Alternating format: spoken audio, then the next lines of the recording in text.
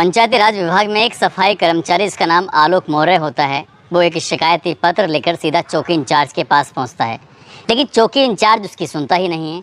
इसके बाद वो परेशान होकर सीधा जाता है एसएचओ के पास, और एसएचओ भी उसकी बात नहीं सुनता है। इसके बाद वो व्यक्ति जाकर सीधा शिकायत करता है जिला अधिकारी से, फिर कमिश्नर से, और कमिश्नर से भी जब राहत नहीं मिलती तो वो उत्तर प्रदेश के डीजीपी के पास जाकर अपनी शिकायती पत्र देता है और कहता है कि साहब, मुझे ये समस्या है, मेरी समस्या का समाधान कर दीजिए। लेकिन तब भी उसकी कोई शिकायत पर सुनवाई नहीं होती है, कोई गौर नहीं करता है। इसके बाद वो मुख्यमंत्री दरबार में जाकर अपनी अर्जी लगाता है, कहता है कि साहब, मुझे मेरी बीवी से दिक्कत है, मुझे मेरी बीवी से परेशानी है। दरअसल उसकी बीवी भ्रष्टाचार और प्रेम प्रसंग में लिप्त होती है। जब वहाँ से भी कोई राहत नहीं मिलती तो इसके बाद वो पहुँचता है डीजी होमगार्ड के दफ्तर में वीके मौर्य के पास और जाकर अपनी पूरी कहानी बयां करता है। इसके बाद इस मामले की जांच पड़ताल शुरू होती है और एक पत्रकार एक इंटरव्यू कर लेता है, और जैसे ही पत्रकार इंटरव्यू करता है तो इस व्यक्ति, जिसका नाम आलोक मौर्य होता है, उसका इंटरव्यू तेज़ी के साथ सोशल मीडिया पर वायरल होने लगता है। और एक नाम बहुत तेज़ी के साथ वायरल हुआ था, वो नाम था एसडीएम ज्योति मौर्य का। कहानी इतनी वायरल होती है कि घर घर में इन दोनों पति और पत्नी का नाम जानने लगते हैं, उनके बारे में भी जानने लगते हैं। सोशल मीडिया पर तमाम तरह की वीडियो इनके नाम से बनाई जाने लगती है। सोशल मीडिया पर ये बताया जाने लगता है कि अपनी बीबी को मत पढ़ाना, बीबी पढ़ लिख कर एसडीएम बन गई तो फिर तुम्हें घर से बाहर कर देगी या फिर तुम्हारी ज़िंदगी ख़राब कर देगी। जब इस तरह की वीडियो चलने लगती हैं, तमाम तरह की ये सब आने लगता है, तब ये नाम बहुत तेज़ी के साथ वायरल होता है। और जितनी तेज़ी के साथ ये वायरल होता है उतनी ही तेज़ी के साथ नीचे आता है। और ये सुनकर कि अब शिकायती पत्र आलोक मौर्य ने वापस ले लिया है, तो लोगों की उम्मीदें जो थीं इन न्याय के लिए, वो उम्मीदें भी ख़त्म हो जाती हैं। और साथ ही ऐसा लगता है कि आलोक मौर्य अब आगे क्या करेंगे, लेकिन एसडीएम ज्योति मौर्य अब बच गई हैं। आज कहानी इसी पूरे मामले की, कहां से क्या हुआ था, क्या नहीं हुआ था, इसी पर आज चर्चा करेंगे। आज की जो सच्ची घटना मैं आपको सुनाने जा रहा हूं, ये सच्ची घटना है उत्तर प्रदेश के इलाहाबाद की, जिसको आजकल हम प्रयागराज के नाम से जानते हैं। दरअसल एक लड़का जिसका नाम आलोक मौर्य होता है, जब ये लगातार शिकायतें कर रहा था, मामला सोशल मीडिया पर लगातार वायरल हो रहा था, तो वायरल होते होते ही तभी इस मामले की जांच बैठाई जाती है। कमिश्नर एक टीम गठित करते हैं और उस टीम के अध्यक्ष होते हैं अमृत लाल बिंद। कई बार इनको बुलाया जाता है। 8 अगस्त 2023 को जब इन्हें बुलाया गया था अपने ऑफिस पर, तो इनसे कहा गया था कि आप अपने मामले में जो पक्ष है आप उसको रख दीजिए। आपने प्रेम प्रसंग और भ्रष्टाचार के जो आरोप लगाए हैं उसके बारे में आप क्या कहना चाहते हैं। तभी आलोक मौर्य कहते हैं कि साहब, मुझे 20 दिन का समय दे दीजिए। 20 दिन के बाद मैं आपको पूरी की पूरी कहानी बताऊंगा, विद सबूत बताऊंगा। सिर्फ 20 दिन का समय दे दीजिए। 20 दिन का समय पूरा हो रहा था 28 अगस्त 2023 को, लगभग दोपहर के 3 बजे के आसपास, और आलोक मौर्य पहुंच जाते हैं। और जब ये जांच समिति ने उनसे सवाल किया कि आप अपने बारे में क्या कहना चाहते हैं, तो जो उन्होंने कहा वही मीडिया की सुर्खियां बन जाते हैं। और हर कोई ये जानकर हैरान था कि वो आलोक मौर्य जो अपनी बीवी से इंसाफ के लिए लड़ाई लड़ रहा था, वो ऐसा कैसे कर सकता है। दरअसल उन्होंने कहा कि पूरे होश में वह बिना किसी दबाव में वो अपनी शिकायत वापस ले रहे हैं। बस इतना कहना था। अब जांच समिति कुछ कहने की स्थिति में नहीं रही, और जैसे ही उनसे 1-2 सवाल पूछे गए तो उन्होंने कहा कि सर, मैं अब कुछ नहीं कह सकता, मैं किसी के दबाव में नहीं हूँ, मुझ पर किसी का प्रेशर नहीं है, मैं बिल्कुल पूरी तरह से होश में हूँ। तो इस तरह की जब बातें की गई, तो यहाँ से जब बाहर निकलते हैं तो यही बात कही हुई, यही एक लाइन अब मीडिया वालों को पता चल जाती है। मीडिया वाले पूछते हैं कि आलोक, तुमने ऐसा क्यों किया, अब क्या करोगे, क्या पत्नी के साथ रहोगे, अलग रहोगे। बहुत सारे सवाल थे मीडिया के, मीडिया ही नहीं पूरी देश की जनता के सवाल थे आलोक से कि आलोक अब क्या करेंगे। जो पत्नी उन्हें धोखा दे रही थी, जो पत्नी उन्हें, जिसको पढ़ाया लिखाया एसडीएम बनाया, वो पत्नी अब क्या करेगी भविष्य में, क्योंकि पत्नी भी तो एफआईआर दर्ज करा चुकी थी। क्या पत्नी एफआईआर वापस लेगी या नहीं लेगी, ये तो एक भविष्य ही बता सकता है। लेकिन जिस तरह से आलोक मौर्य के साथ हुआ था वो वाकई गलत हुआ था। दरअसल आलोक मौर्य की कहानी शुरू होती है 22 अप्रैल 2022 को, जब वो एलंजगंज में अपनी बीवी यानी कि एसडीएम ज्योति मौर्य के सरकारी आवास में पहुंच जाते हैं। जब उनको गेट पर कहा गया था कि मैडम अंदर हैं, उन्होंने कहा कि ये बात मैडम को जाकर बताना मत, मैडम को आज मैं सरप्राइज़ देना चाहता हूँ। और जब वो मैडम को सरप्राइज़ देने के लिए कमरे के अंदर जाते हैं तो उन्होंने देखा कि उनकी जो वाइफ होती है एक पुलिस ऑफिसर के साथ आपत्तिजनक स्थिति में होती है। और यहीं से आलोक मौर्य समझ नहीं पा रहा था कि आखिरकार वो करे तो क्या करे। जो उसने अपनी आंखों से देखा था उसको विश्वास नहीं हो रहा था और यहीं से उसने अपनी बीवी की जासूसी करनी शुरू कर दी। एक बार फिर लखनऊ के एक होटल में अपनी पत्नी को उसी ऑफिसर के साथ वो फिर से आपत्तिजनक स्थिति में देखता है तो समझ नहीं पा रहा था कि आखिरकार ये हो क्या रहा है।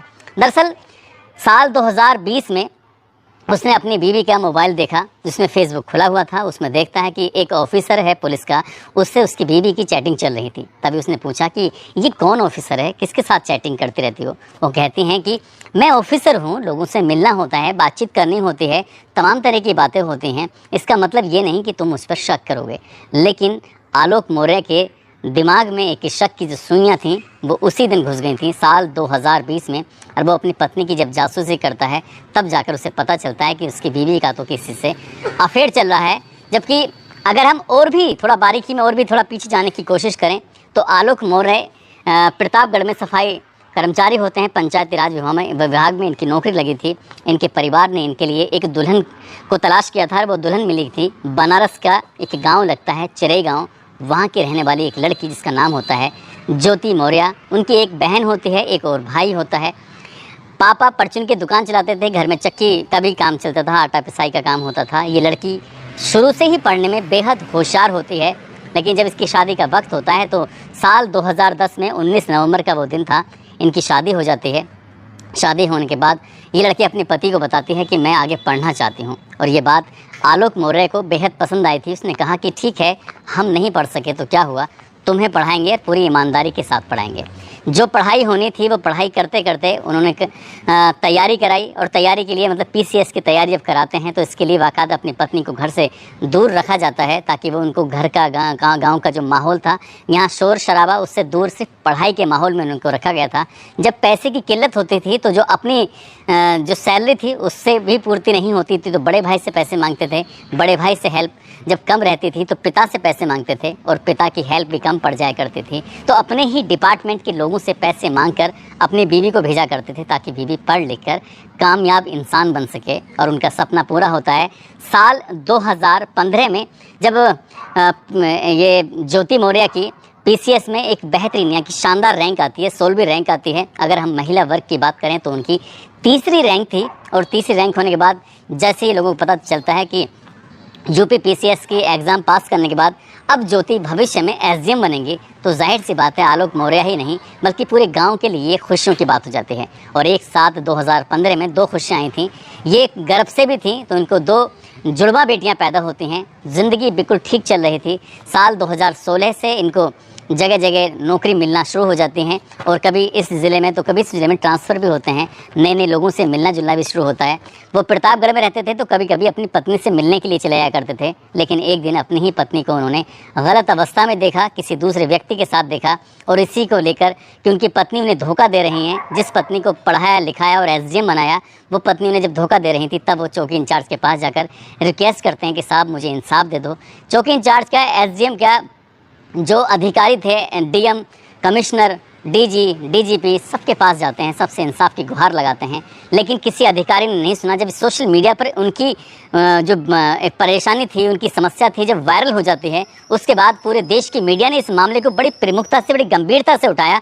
तो उसके बाद कहीं ना कहीं प्रशासन की आंखें खुलती हैं और कमिश्नर इस मामले की जांच पड़ताल के लिए एक टीम गठित कर देते हैं। एक अध्यक्ष होते हैं, 2 सदस्य होते हैं और जांच चल रही थी, वो अपने सबूत दे रहे थे। लेकिन इसी बीच यानी कि जब 8 अगस्त को बुलाया जाता तो कहते हैं 20 दिन का समय दे दीजिए। लेकिन 20 दिन के बाद जब आते हैं तो कहते हैं कि मैं पूरे होशावास में हूँ, मुझ पर किसी का कोई दबाव नहीं है और मैं अपनी शिकायत वापस लेता हूँ। हालांकि और अगर 18 इसकी अगस्त की अगर हम बात करें तो 18 अगस्त को इलाहाबाद के कोर्ट में जो फैमिली कोर्ट होता है इसमें पति और पत्नी को दोनों के ही शामिल होना था क्योंकि तलाक का जो मुकदमा चल रहा था, तलाक के मुकदमे की में दोनों को शामिल होना था। लेकिन 18 अगस्त को ये दोनों शामिल ही नहीं हुए।